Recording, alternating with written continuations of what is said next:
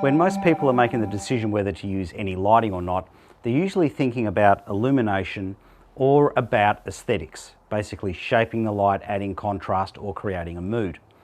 Another thing to consider when you're making the decision as to whether to use lights or not is spectrum. This spectrum graph is from industrial fluorescent lighting in a supermarket. As you can see, it's missing a heck of a lot of spectrum. So if you were going to film under these lights, this graph represents the total amount of color palette that your camera could possibly see. The camera can't record any light that isn't there. So if you wanted to grade your images later, this would represent the total amount of color palette your grader has to work with. Furthermore, the colors you're recording might not even be accurate. This TN30 color graph taken at the same location indicates that colors are being skewed. So basically, your reds might not be the correct reds, your greens might not be the correct greens, and your blues might not be the correct blues. So this messes with people's heads quite a bit, because people tend to have a perception that color is absolute. If something is a certain color, that is how it is always going to appear. But that is not the case with color rendering.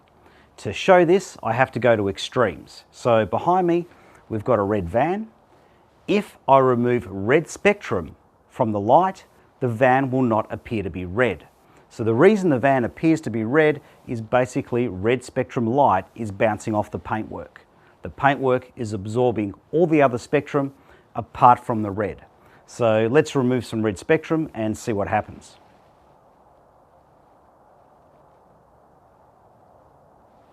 So basically, if you're missing spectrum, your colors are not going to be accurate.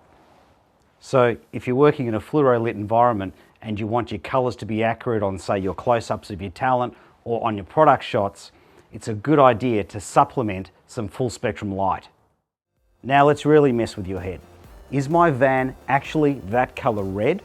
Or is my van actually a different color red that the sky panel here can't render? I'm Andrew Locke. See you on the next episode of Gaffer Gear.